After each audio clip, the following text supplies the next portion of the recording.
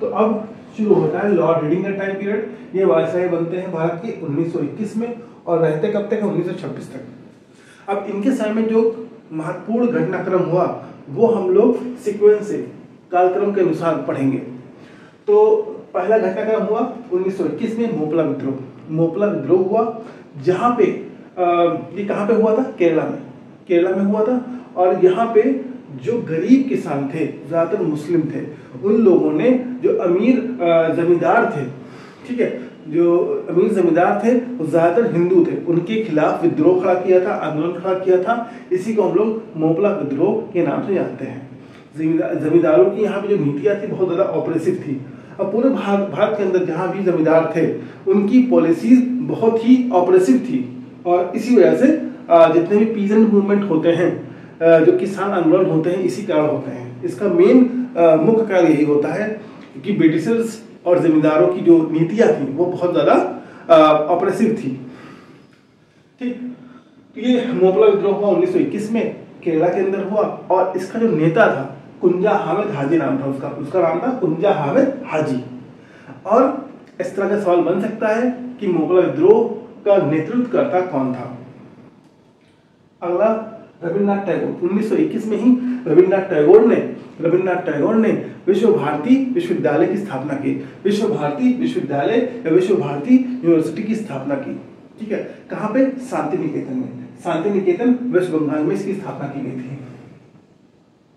ठीक है, शांति निकेतन वेस्ट बंगाल में इसकी स्थापना की गई थी। ठीक, हाँ, तो ये अब जो सबसे महत्वपूर्ण एक आंदोलन शुरू होता है उसका नाम है नॉन कोऑपरेशन मूवमेंट या असहयोग आंदोलन। ये शुरू होता है लॉर्ड चेम्सफोर्ड के समय में शुरू होता है, लेकिन हमने वहां पे नहीं बताया था।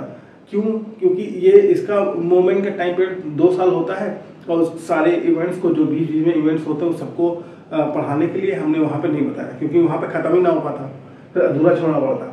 ठीक है, तो नॉन कोऑपरेशन मूवमेंट या असहयोग आंदोलन शुरू क्यों हुआ? तो हिस्ट्री में हमेशा कॉज और इफेक्ट का फिनोमेना चलता है। कोई कारण होता है और उसका कोई परिणाम होता है। तो असहयोग आंदोलन का कारण क्या था लॉन्च करने का? तो रॉलेट एक्ट आया 1919 में। रॉलेट एक्ट को हम लोग काला कानून या ब्लैक एक्ट के नाम से भी जानते हैं। काला कानून या ब्लैक एक्ट के नाम से भी जानते हैं इसको। ठीक है, और इसको एनार्किकल रेवोल्यूशनरी एक्ट के नाम से भी जानते हैं। ठीक, इसका एक ऑफिशियल जो नाम था एनार्किकल रेवोल्यूशनरी एक्ट था। ठीक, इस एक्ट को बोलते हैं बिना वकील, बिना दलील और बिना अपील।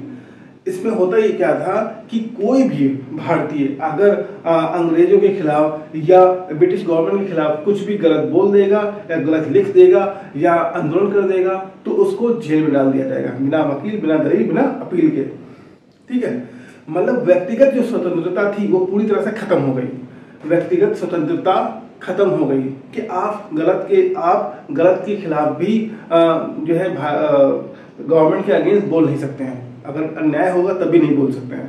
ठीक, तो इस एक्ट को हर किसी ने इसकी निंदा करी, हर किसी ने इसको क्रिटिसाइज किया और गांधी जी ने बहुत बड़े स्तर पे रॉलेट सत्याग्रह को भी ऑर्गेनाइज किया पूरे भारत के अंदर।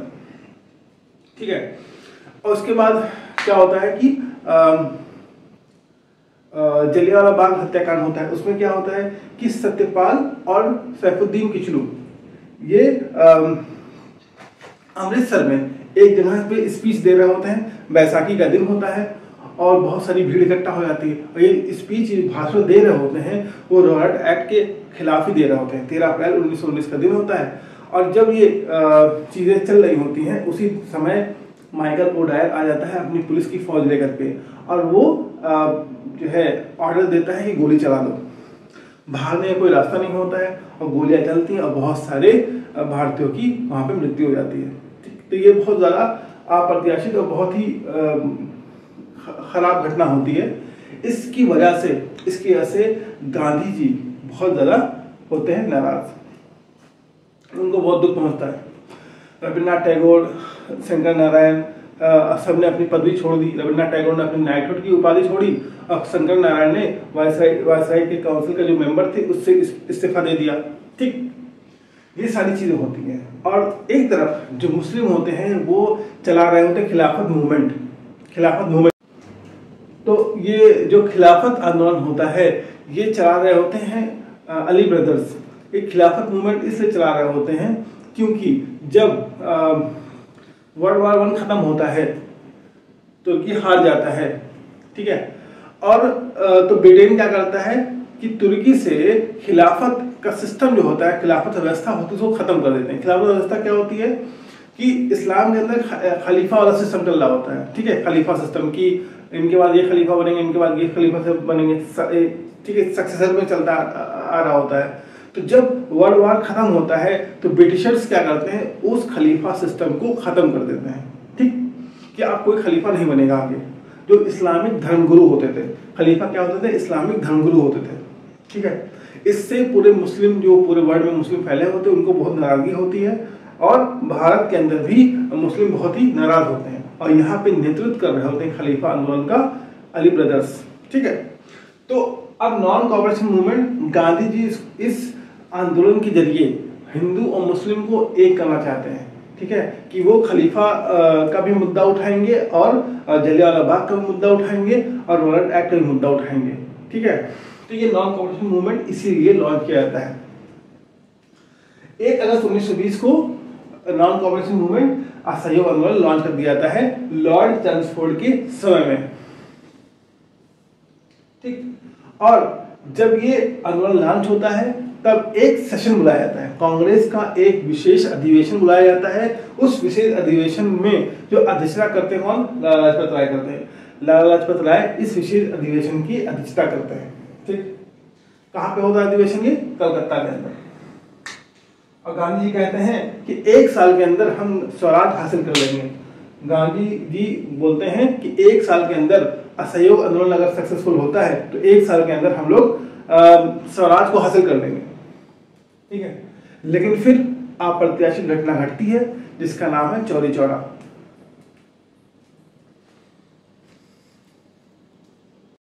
तो 1922 में क्या हुआ, चौरी चौरा कांड हुआ। चौरी चौरा कांड हुआ जिसकी वजह से गांधी जी असहयोग आंदोलन को वापस ले लेते हैं। चौरी चौरा कहाँ पे है, गोरखपुर के अंदर है, ठीक। और चौरी चौरा जो कांड होता है उसमें क्या होता है कि जनता और पुलिस के बीच में मुठभेड़ हो जाती है और जनता जो है पुलिस की चौकी जो होती है उसमें आग लगा देती है और आग लगने के कारण बहुत सारे पुलिसकर्मी मर जाते हैं, जिससे आहत होकर के गांधी जी असहयोग आंदोलन को जो है स्थगित कर देते हैं, खत्म कर देते हैं। हिस्ट्री में क्या होता है, हमेशा कॉज एंड इफेक्ट होता है। कुछ कारण होगा, उसका कुछ परिणाम निकलेगा, कॉज एंड इफेक्ट चलता है। ये नॉन कोऑपरेशन मूवमेंट असहयोग आंदोलन क्यों लॉन्च हुआ, क्योंकि रॉलेट एक्ट आया और जलियांवाला बाग हत्याकांड हुआ, ठीक है। जब ये कांड होता है उसके बाद क्या होता है, गांधी जी जो है पूरे भारत के अंदर असहयोग आंदोलन लॉन्च करते हैं, ठीक। जब ये असहयोग आंदोलन लॉन्च होता है तो क्या होता है फिर नेक्स्ट घटना, इसका इफेक्ट क्या होता है कि चौरी चौरा हत्याकांड होता है जहाँ पे बहुत सारे पुलिसकर्मी मर जाते हैं। जब ये सिचुएशन होती है और नॉन कोऑपरेशन मूवमेंट को वापस ले लिया जाता है, असहयोग आंदोलन को वापस ले लिया जाता है, तो क्या होता है कि कुछ नेता बहुत नाराज होते हैं इस आंदोलन की वापस लेने के कारण। उसमें कुछ नेता ऐसे होते हैं जो गांधी जी के साथ खड़े होते हैं कि गांधी जी ने फैसला लिया तो कुछ सोच समझ के लिया होगा, तो उनको बोला गया नो चेंजर। और कुछ नेता ऐसे थे जिन्होंने कहा कि नहीं, जो है हमको अब संसद के अंदर घुस करके, लेजिस्लेटिव असेंबली के अंदर घुस करके बदलाव करना चाहिए। उनको बोला गया प्रो चेंजर, जिन्होंने कहा कि इलेक्शन की वजह लेकर के हमको संसद के अंदर, लेजिस्लेटिव असेंबली के अंदर घुसना चाहिए और हमको अंदर से बदलाव करना चाहिए, ठीक। तो इनको बोला गया प्रो चेंजर। जो प्रो चेंजर थे उसमें 2 बहुत बड़े नाम हैं, मोतीलाल नेहरू का और सीआर दास का। मोतीलाल नेहरू और सीआर दास मिलकर के एक पार्टी का गठन करेंगे और उस पार्टी का नाम होगा स्वराज पार्टी, ठीक है। तो इस तरह से कॉज एंड इफेक्ट चलता है। तो गया सेशन हुआ 1922 में, हमने बताया था जो कांग्रेस का सेशन होता है मोस्टली होता है कब, दिसंबर में। दिसंबर 1922 में गया सेशन होगा और CR10 के अध्यक्ष होंगे। यहीं पे ये निर्णय लिया जाता है कि एक स्वराज पार्टी या इसको बोला जाता है कांग्रेस खिलाफत पार्टी, इसको कांग्रेस खिलाफत पार्टी भी बोला जाता है। स्वराज पार्टी का निर्माण होगा, ठीक है, जो कांग्रेस के अंदर ही काम करेगा, ठीक, और वो जो है उसके चुनाव लड़ेगी और वो लेजिस्लेटिव असेंबली में घुस करके बदलाव करेगी और वो बनेगी आवाज जनता की, वो जनता की आवाज बनेगी, ठीक। तो स्वराज पार्टी इस्टेब्लिशमेंट हो जाता है, मोतीलाल नेहरू और CR10 इस्टेब्लिश कर देते हैं। डेट क्या इस्टेब्लिशमेंट का, 1 जनवरी 1923, 1 जनवरी 1923 है इसका इस्टेब्लिशमेंट डेट। और स्वराज पार्टी का सबसे बड़ा अचीवमेंट ये रहा कि विट्ठल भाई पटेल जो कि एक स्वराजिस्ट थे, स्वराज पार्टी के मेंबर थे, वो बन जाते हैं लेजिस्लेटिव असेंबली के स्पीकर ऑफ लेजिस्लेटिव असेंबली कौन बनता है, विट्ठल भाई पटेल। ये स्वराज पार्टी का बहुत बड़ा अचीवमेंट था। और 1923 में ही ये फैसला लिया गया कि दिल्ली और लंदन में एक साथ सिविल सेवा की परीक्षा होगी। इंडियन सिविल सर्विसेज की परीक्षा कब होगी, 1923 से एक साथ होगी। कहां पे, लंदन और न्यू दिल्ली में, ठीक है। इसके बाद 1924 में आते हैं। 1924 में क्या क्या चीजें हुई, मूडीमैन कमीशन की स्थापना होती है। मूडीमैन कमीशन जो होती है वो इसलिए बनाई जाती है ताकि गवर्नमेंट ऑफ इंडिया एक्ट 1919 या मॉन्टेगू चेम्सफोर्ड रिफॉर्म 1919 को स्टडी किया जा सके। उसमें क्या खामियां थी, उसमें क्या अच्छाइयां थी, उसकी समीक्षा किया जा सके बेसिकली। इसमें कुछ भारतीय मेंबर भी थे, इस मूडीमैन कमीशन में कुछ भारतीय मेंबर भी थे, ठीक है। कौन कौन था, ये सवाल आता है। तेज बहादुर सप्रू, जिन्ना, शिवा स्वामी अय्यर थे वैसे 5 लोग, लेकिन ये 3 लोग से ज्यादा सवाल आता है मोस्टली। एक जो है मूडीमैन थे जो कि अध्यक्ष थे, बाकी 5 भारतीय मेंबर थे। तेज बहादुर सप्रू, जिन्ना, शिवा स्वामी अय्यर, ये 3 लोग इंपॉर्टेंट हैं। और 1924 में ही दूसरा पॉइंट क्या है, 1924 में ही तर्केश्वर आंदोलन हुआ था। ये तर्केश्वर आंदोलन जो हुआ था वो मंदिरों में हो रहे भ्रष्टाचार से संबंधित था ये आंदोलन, ठीक है। उसके लिए स्वामी विश्वानंद ने इस आंदोलन का नेतृत्व किया। इस आंदोलन का जो लीडर था कौन था, स्वामी विश्वानंद था, ठीक। इसके बाद बेलगांव सेशन होता है। बेलगांव अधिवेशन या सेशन कब होता है, 1924 में। 1924 में बेलगांव सेशन होता है कांग्रेस का बेलगांव सेशन इसलिए इंपॉर्टेंट है क्योंकि ये इकलौता ऐसा अधिवेशन होता है कांग्रेस का, इसमें गांधी जी अध्यक्ष होते हैं। गांधी जी इसमें अध्यक्ष होते हैं। बेलगांव सेशन कहां पे है, बेलगांव कर्नाटका में, बेलगांव है, ठीक। इसके बाद 1925 में आ जाते हैं। 1925 में क्या क्या हुआ, all India depressed class association की स्थापना हुई। इस एसोसिएशन की स्थापना करने वाले कौन थे, B.R. अम्बेडकर थे। B.R. अम्बेडकर इस एसोसिएशन की स्थापना करने वाले थे। इन्होंने स्थापना की कहां पे, नागपुर में, और MC राजा इसके पहले अध्यक्ष बनाए गए। MC Raja became first president of All India Depressed Class Association, और 1925 में क्या हुआ, काकोरी ट्रेन रॉबरी हुई। किसने की, किस संस्था ने की, तो पहला सवाल यही बनता है। तो हिंदुस्तान रिपब्लिकन एसोसिएशन ने इसकी रॉबरी की थी। काकोरी ट्रेन रॉबरी जो हुई थी। अब काकोरी है कहाँ, लखनऊ में। काकोरी कहाँ पे, लखनऊ में। और इसमें मेन कौन लोग जुड़े थे, राम प्रसाद बिस्मिल थे, रोशन सिंह, राजेंद्रनाथ लहिरी, अशफाकुल्लाह खान, ठीक है। ये लोग मेन इसमें जुड़े थे। और जो है बाद में 1928 में यही HRA क्या बन जाएगा, हिंदुस्तान सोशलिस्ट रिपब्लिकन एसोसिएशन बन जाएगा। किसके आने के बाद? भगत सिंह के आने के बाद।